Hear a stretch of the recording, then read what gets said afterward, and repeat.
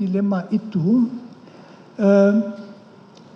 bisa saja kejelasan penilaian yang bersangkutan itu yang jelas merasa amat susah karena berhadapan di satu pihak menembak sampai mati bukan hal kecil, setiap orang tahu, dia tahu juga. Di lain pihak yang memberi perintah itu orang yang juga dalam situasi tertentu malah berat memberi perintah untuk menembak mati. Jadi di situ di dalam dia dari sudut etika dalam situasi bingung, etika akan mengatakan kamu, saya, jangan begitu saja mengutuk atau mempersalahkan dia. Objektif dia salah. Dia harus melawan, tetapi apakah dia bisa mengerti? Dan dalam etika pengertian, kesadaran itu merupakan unsur kunci. Terima kasih, Saudara Ali. Tadi Saudara Ali menyampaikan terkait dengan dilema moral. Dalam perkara ini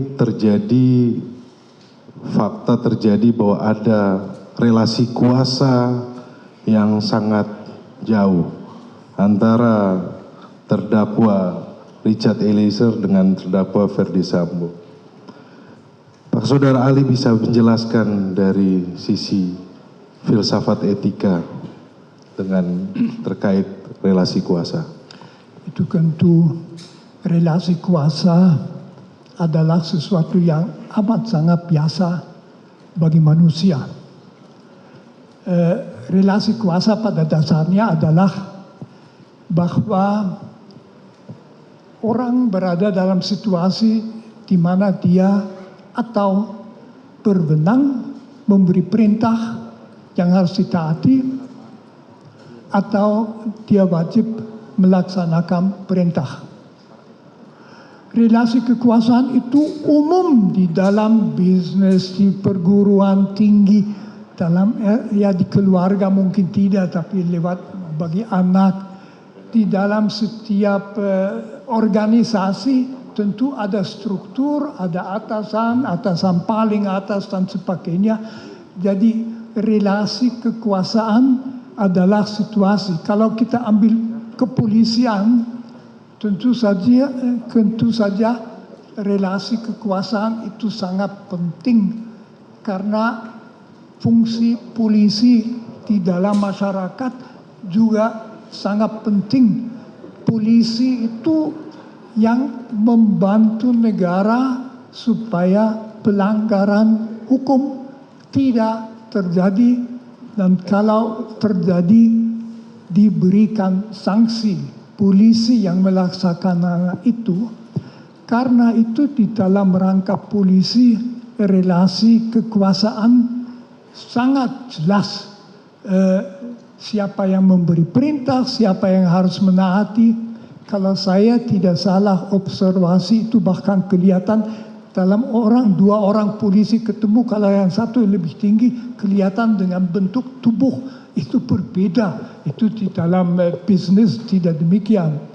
Jadi relasi kekuasaan di situ berarti bahwa orang yang dalam relasi harus taat. Anda sudah mendengarkan tadi cuplikan keterangan yang disampaikan oleh Romo Magnis yang menyinggung mengenai teori relasi kuasa yang memang wajar jika hal-hal seperti ini kemudian terjadi ataupun juga ada menjadi nilai-nilai yang dipegang teguh oleh mereka yang ada dalam sebuah institusi. Apalagi jika institusi itu bernama kepolisian atau bernama Polri. Teori relasi kuasa ini betul-betul sangat dipraktekkan oleh semua pihak yang ada dalam institusi ini.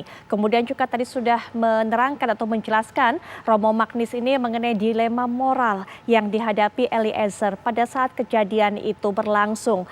Romo Magnis juga menjelaskan tidak diberikan pilihan atau tidak ada waktu untuk mempertimbangkan dengan matang, tidak ada waktu bagi Eliezer untuk bisa memilih dan juga berpikir mengenai konsekuensi yang akan dihadapi dengan tindakan yang ia ambil.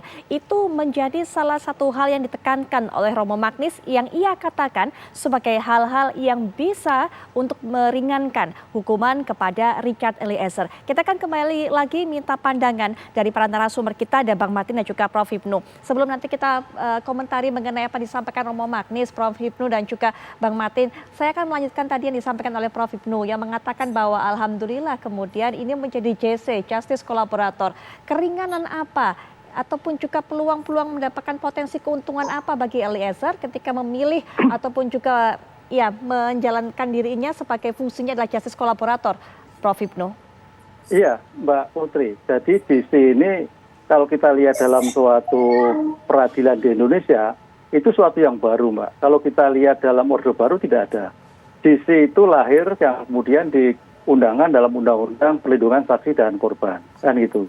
Lah, disinilah DC adalah sebagai bentuk penghargaan ketika suatu perbuatan pidana itu sulit untuk dibuka.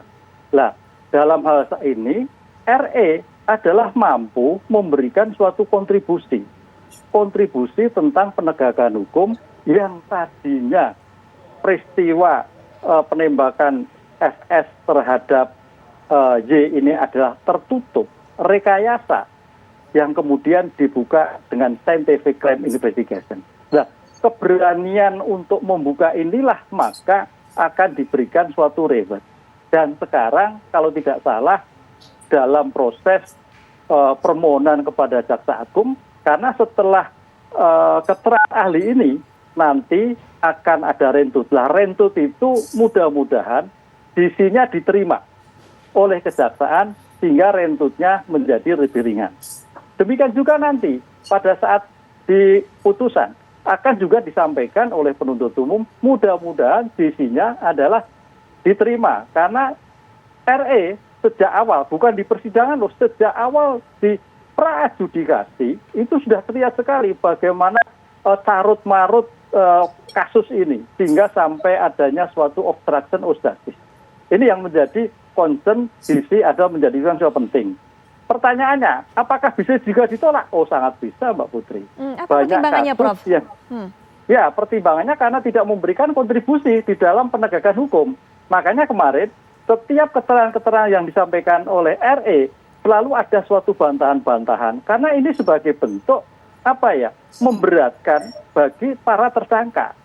Tapi ingat kalau kita lihat di KUHP pasal 66 asas non-incrimination bahwa seorang terdakwa tidak dibebani pembuktian. Oleh karena itu kemarin kalau Mbak Putri melihat pengennya sidangnya dipisah pakai online, tapi kan RE ada suatu keberanian, itu suatu luar biasa menghadapi FS yang mantan atasannya ibaratnya adalah adu argumentasi, adu bukti di dalam suatu persidangan. Nah inilah saya kira yang memberikan catatan penting, mudah-mudahan RE mendapatkan justice collaborator sehingga hukumannya ringan. Sebab kalau bebas agak sulit, Mbak, apalagi lepas.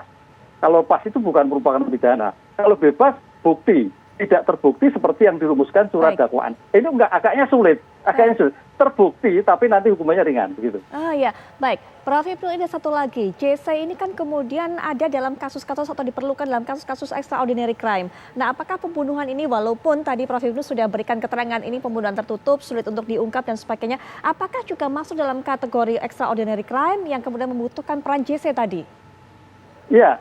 Tadi saya sampaikan, ini sesuatu yang baru dan ini biasanya terjadi di negara-negara common law yang kemarin adalah diadopsi di Indonesia di dalam namanya Undang-Undang Perlindungan Saksi dan Korban.